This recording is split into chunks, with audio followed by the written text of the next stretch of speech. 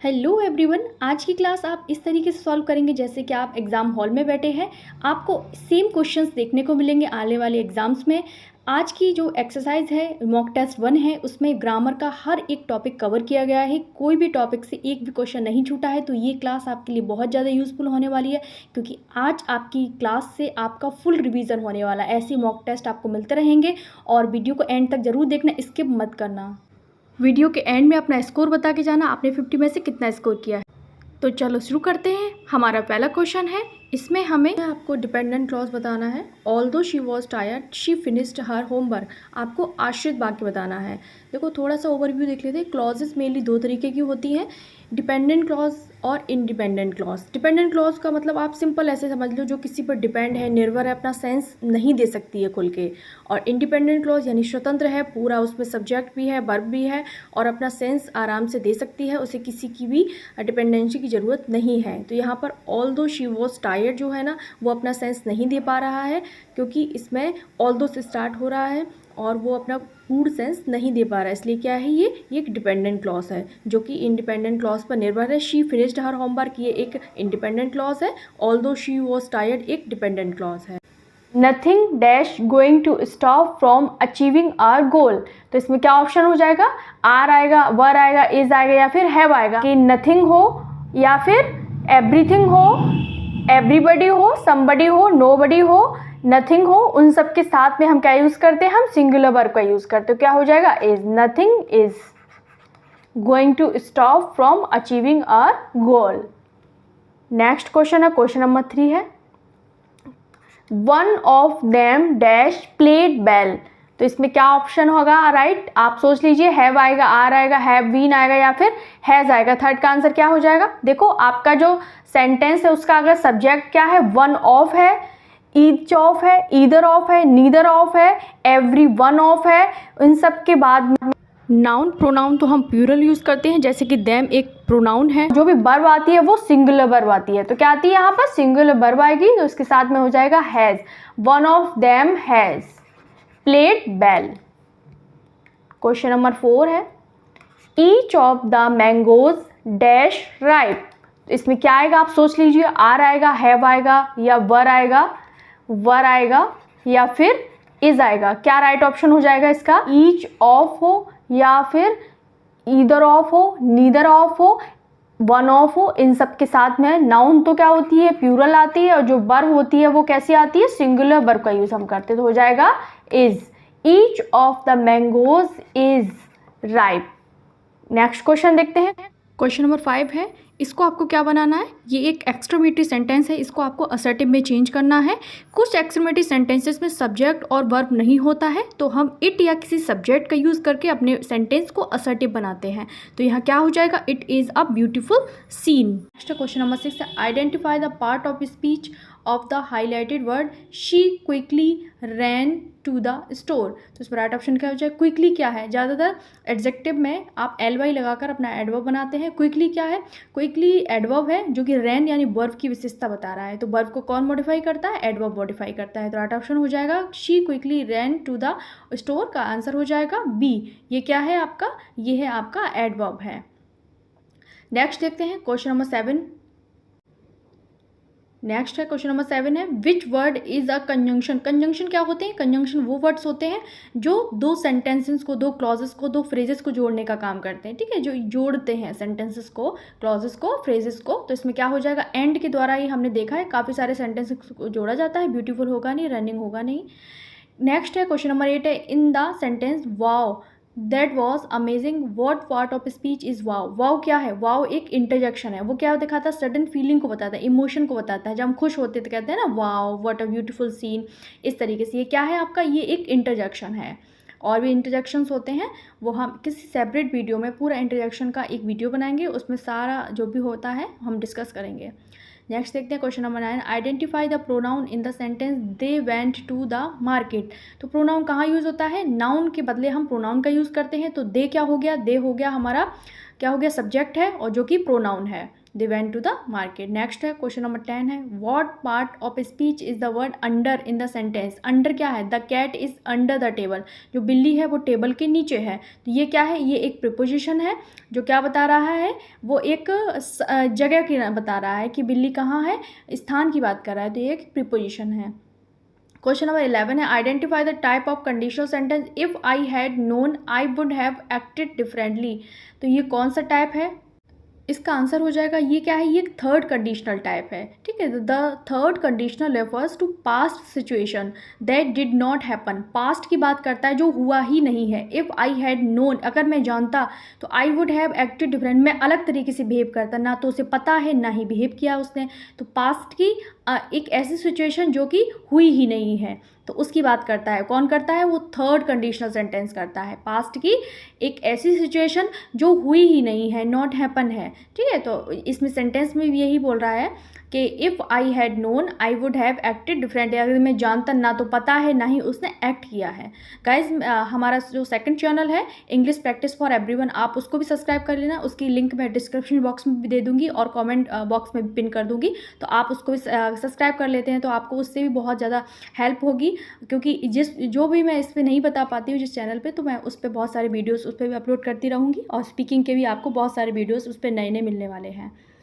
Next है question number 12 है, विच sentence is a first conditional. आपको फर्स्ट कंडीशनल सेंटेंस बताना है, इसमें कौन सा है। इसमें राइट ऑप्शन हो जाएगा, if it rains we will cancel the trip. देखो, जो फर्स्ट कंडीशनल सेंटेंसेस होते हैं वो क्या बताते हैं, वो रियल फ्यूचर पॉसिबिलिटी को बताते हैं। अगर बारिश होगी तो हम अपनी ट्रिप को कैंसिल कर देंगे। ठीक है, तो ये क्या है, ये फर्स्ट कंडीशनल। एग्जाम में इसी तरीके से बार बार क्वेश्चन रिपीट हो रहे हैं। आप कोई भी क्वेश्चन पेपर उठा के देख लीजिए, ये जो क्वेश्चन है मैंने बहुत सारी बुक्स को कंपाइल करके इसमें इंक्लूड किए हैं। आप कोई भी क्वेश्चन पेपर उठा लीजिए, प्रीवियस ईयर के क्वेश्चन पेपर से भी मैंने इसमें बहुत सारे क्वेश्चन को ऐड किए हैं। पॉसिबिलिटी बहुत ज़्यादा है कि इस तरीके के एग्जाम में क्वेश्चन आ सकते हैं। तो ये क्या बताता है, फर्स्ट कंडीशन क्या बताता है कि रियल फ्यूचर पॉसिबिलिटी को बताता है। बारिश होगी तो हम अपनी ट्रिप को कैंसिल कर देंगे। नेक्स्ट है क्वेश्चन नंबर 13 है, इन the sentence if she were taller she could reach the self, identify the type of conditional. इसमें क्या हो जाएगा, कौन सा ये टेंस है आपका, ये सेकंड कंडीशनल है, जो क्या बताता है, एक हाइपोथेटिकल प्रेजेंट और फ्यूचर सिचुएशन को बताता है। इफ़ शी वो टॉलर, ये प्रेजेंट और पास्ट, अगर वो टॉल होती या फिर लंबी होती तो क्या करती, पहुंच सकती थी, अपने आप से खुद से पहुंच सकती थी। तो अभी बता रहा है ना, ऐसा हुआ नहीं है, हाइपोथेटिकल, अभी वो लंबी नहीं है, ना भी हो भी नहीं सकती है, तो ये क्या होगी, काल्पनिक बात हो गई है। तो ये सेकेंड कंडीशनल है। हम इसी तरीके से वन बाई वन सारे कंडीशनल सेंटेंसेस को कॉन्सेप्ट के थ्रू इसमें एमसीक्यूज में भी समझ लेंगे और सेपरेटली किसी वीडियो में भी इसको डिस्कस करेंगे। तो सेकंड कंडीशन क्या बताता है, हाइपोथेटिकल सिचुएशन बताता है, प्रेजेंट की और फ्यूचर की बताता है, ऐसा हुआ नहीं है और ना ही ऐसा भविष्य में हो सकता है, तो वो क्या होगी, वो अनरियल सिचुएशन होती है। This sentence represent a zero conditional. ठीक है, फर्स्ट कंडीशनल भी होता है, सेकंड भी होता है, थर्ड भी होता है और जीरो भी होता है। तो ये इसका राइट ऑप्शन हो जाएगा, if you heat ice it melts. ये क्या बताता है, एक यूनिवर्सल ट्रुथ को बताता है। ठीक है, ये जनरल बात करता है कि आप जब आइस को हीट करेंगे तो वो क्या होगी, वो मेल्ट हो जाएगी। बर्फ़ को आप गर्म करेंगे तो वो पानी बन जाएगा मेल्ट होके। तो ये क्या बताता है, जनरल ट्रुथ को बताता है। क्वेश्चन नंबर 15 है, इसमें आपको करेक्ट फॉर्म भरनी है। If he dash earlier he would have caught the bus. ये क्या है आपका, ये है थर्ड कंडीशनल सेंटेंस।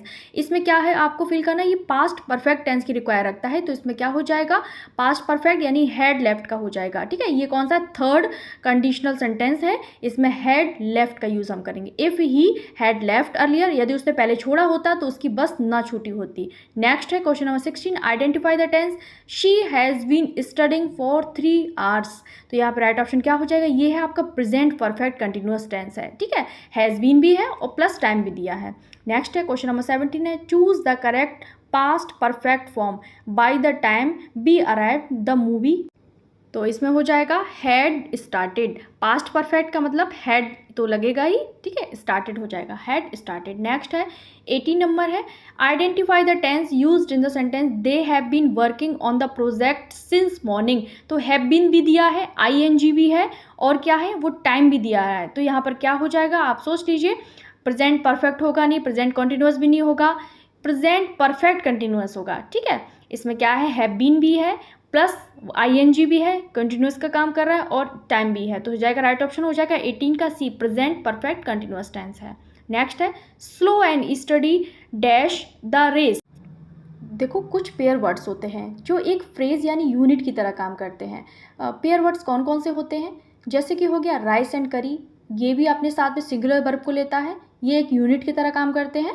और क्या हो गया, ब्रेड एंड बटर भी एक फ्रेज की तरह काम करता है, एक पेयर वर्ड की तरह काम करते हैं।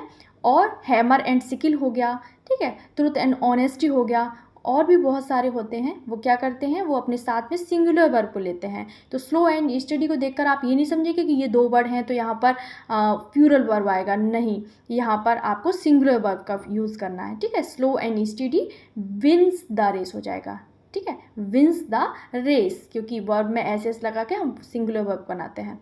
नेक्स्ट है identify the tense, she will have completed the assignment by tomorrow, ठीक है, टुमारो से देख के पता चल रहा है ये फ्यूचर है। अब ये कौन सा फ्यूचर है, तो she will have completed the assignment by tomorrow, तो ये कौन सा हो जाएगा, ये हो जाएगा आपका फ्यूचर परफेक्ट टेंस है। क्या है ये, फ्यूचर कंटिन्यूस नहीं है, अभी नहीं लगा है, ING का फॉर्म नहीं है यहाँ पर, तो हो जाएगा फ्यूचर परफेक्ट टेंस।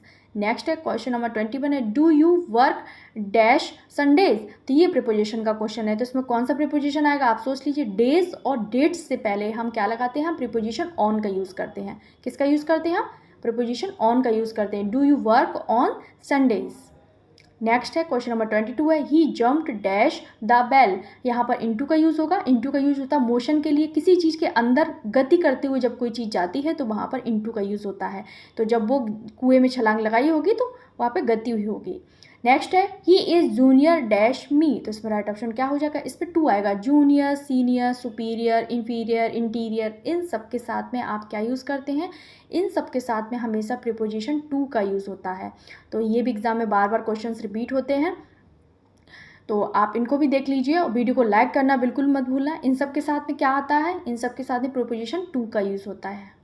नेक्स्ट है choose the correct preposition, he was waiting dash the train, तो वो क्या कर रहा था, वो ट्रेन का इंतज़ार कर रहा था। वो किसके लिए इंतज़ार कर रहा था, यहाँ पर किसके लिए इंतज़ार कर रहा था, वो ट्रेन के लिए इंतज़ार कर रहा था, तो यहाँ पर फॉर प्रीपोजिशन का यूज़ हो जाएगा, he was waiting for the train, वो किसके लिए इंतज़ार कर रहा था, यहाँ पर वो ट्रेन का इंतज़ार कर रहा है, तो यहाँ प्रीपोजिशन कौन सा हो जाएगा, यहाँ पर फॉर का यूज़ जाएगा। नेक्स्ट देखते हैं क्वेश्चन नंबर 25 है select the appropriate position, my brother is good dash mathematics, इसमें आ जाएगा at, good at is subject होता है, ठीक है, good at mathematics, good at physics, good at English, इस तरीके से यूज़ करते हैं, someone good at something. Next है I saw dash eagle flying over the mountain, eagle को हमने ई से लिखा होगा यानी कि बॉबल साउंड आ रहा है, तो बॉबल साउंड के साथ में हम किसका यूज़ करते हैं, हम एन का यूज़ करते हैं, तो हो जाएगा I saw an eagle flying over the mountain, 26 का बी। नेक्स्ट क्वेश्चन है 27 है he is dash honest man, honest H silent है तो ओ पड़ा, तो यहाँ पर एन आ जाएगा, यहाँ पे वॉबल साउंड आ रहा है, ऑनेस्ट मैन। नेक्स्ट है she bought dash umbrella yesterday, तो इसमें भी क्या आ रहा है, इसमें भी आपको वॉबल साउंड आ रहा है, तो इसमें क्या हो जाएगा, राइट ऑप्शन हो जाएगा इसमें एन। नेक्स्ट है sun rises in the east, जो यूनिक चीज़ें होती हैं जो वर्ल्ड में एक ही हैं, तो इन सब के सामने हम क्या यूज़ करते हैं, हम द का यूज़ करते हैं, the moon, the sun, the earth, ठीक है, इस तरीके से क्या हो जाएगा, the sun rises in the east हो जाएगा। नेक्स्ट देखते हैं, नेक्स्ट क्या है, क्वेश्चन नंबर 30 है she is dash university student, university को हमने यू से लिखा होगा, तो यू क्या है आपका एक कॉन्सोनेंट साउंड है, कॉन्सोनेंट साउंड के पहले हम ए का यूज़ करते हैं। नेक्स्ट है 31 है he said comma inverted comma I am going to the market, इसमें राइट ऑप्शन क्या हो जाएगा, डायरेक्ट से इनडायरेक्ट बनाते समय हम प्रेजेंट कॉन्टिन्यूअस को पास्ट कॉन्टिन्यूअस में चेंज करते हैं, तो यहाँ आई एम की जगह यहाँ क्या हो जाएगा, यहाँ पर आई फर्स्ट पर्सन है तो ही से चेंज करेंगे तो ही हो जाएगा, तो ही वॉज हो जाएगा, कहाँ पर है, आई फर्स्ट पर्सन है तो फर्स्ट पर्सन यानी ही से चेंज किया हमने, तो यहाँ कहाँ पर ही है, तो बी में है, तो he said that he was going to the market, I am को वॉज वर्ब में चेंज करते हैं, आप इस तरीके से देख लीजिए।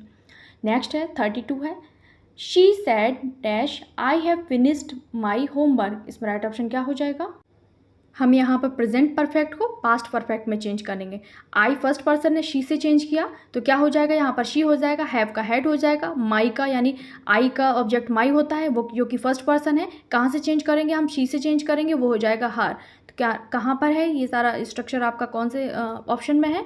तो हो जाएगा she said that she had finished her homework. 32 का हो जाएगा ए, क्योंकि शी हैड कर दिया हमने, हर किया यहाँ पर, तो राइट ऑप्शन हो गया ए।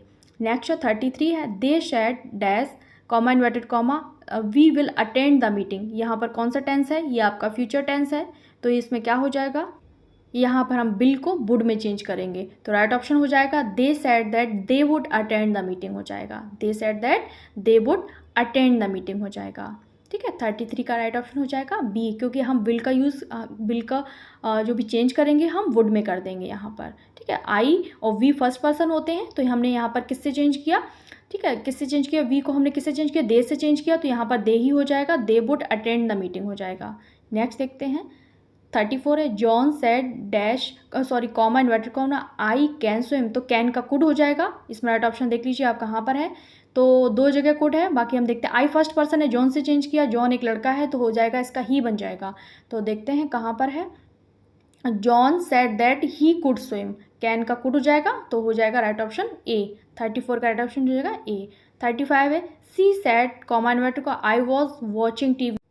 पास्ट कंटिन्यूअस को पास्ट परफेक्ट कंटिन्यूअस में चेंज करते हैं, तो यहाँ राइट ऑप्शन हो जाएगा A, she said that she had been watching TV. I first person ने शी से चेंज किया, तो शी ही रह जाएगा, यहाँ पर हैड बीन हो जाएगा और I N G as it is रहेगा, तो she said that she had been watching TV. Next है क्वेश्चन नंबर 36 है। अब आपको सिनोनिम बताना है। काउंटरफीट का सिनोनिम क्या हो जाएगा? काउंटरफीट का मतलब होता है नकली, ठीक है, और इसका हो जाएगा स्प्यूरियस, यानी कि और कौन कौन से हो जाएंगे इसके? फेक, कॉपी, शेम, इस तरीके से बहुत सारे इसके सिनोनिम्स हो जाएंगे। नेक्स्ट देखते हैं, क्वेश्चन नंबर 36 है, 37 है, which word is a synonym of arduous? Arduous का मतलब होता है बहुत कठिन, जो आसानी से ना किया जा सके। इसका राइट ऑप्शन हो जाएगा डिफ़िकल्ट, यानी कि टफ हो जाएगा, डिफ़िकल्ट हो जाएगा। ठीक है, और देखते हैं नेक्स्ट है 38 है, choose the synonym of meticulous. Meticulous का राइट ऑप्शन क्या हो जाएगा? मेटिकुलस का मतलब होता है पूर्णतया, सूक्ष्म, यहाँ पर जो भी नियरेस्ट मीनिंग है वो हो जाएगा थोरो। नेक्स्ट है 39 है, what is the synonym of elated? Elated का मतलब होता है खुश होना, बहुत ज़्यादा जॉयफुल होना, बहुत ज़्यादा खुशी दिखाना, उत्साहित होना। नेक्स्ट है which word is a synonym for benevolent? Benevolent का मतलब होता है परोपकारी, जिसका दिल अच्छा हो, दूसरे की भलाई करता हो, तो हो जाएगा काइंड हार्टेड। नेक्स्ट है choose the correct phrasal verb she dash the meeting because of a prior engagement. इसमें राइट ऑप्शन क्या हो जाएगा? मतलब उसने क्या किया, उसने मीटिंग को प्रायर इंगेजमेंट की वजह से टाल दिया, ठीक है, उसको आगे बढ़ा दिया, कैंसिल कर दिया, उसको रिजेक्ट कर दिया, तो हो जाएगा टर्न डाउन। यहाँ पर फ्रेजल वर्ब आ जाएगा, इसका मतलब होता है रिजेक्ट करना या फिर थोड़ी देर के लिए होल्ड कर देना। तो she turn down the meeting because of a prior engagement, reject कर दिया या फिर रिफ्यूज़ कर दिया, मना कर दिया। नेक्स्ट है what does the phrasal verb bring up mean? Bring up means होता है किसी भी क्वेश्चन को रेज करना, किसी भी बात की शुरुआत करना, तो राइट ऑप्शन हो जाएगा to raise a topic. Question number 43 है।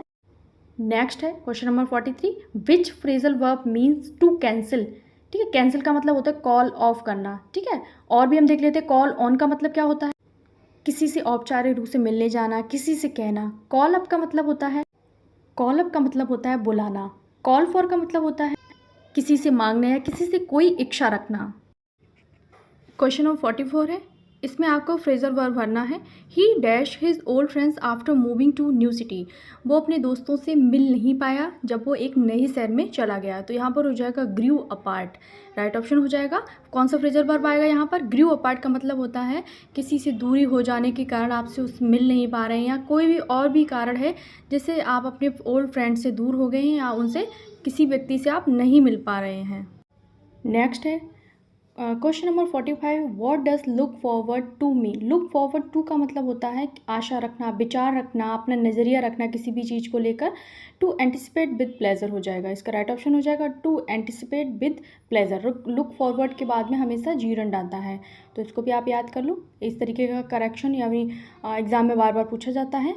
और एक एरर दिया गया होता है, लुक फॉरवर्ड के बाद में ING नहीं देता है, तो आपको ING लगाना है। 46 a person who writes books is called author. Author होता है वो बुक्स को लिखता है, पोएट आप जानते हैं।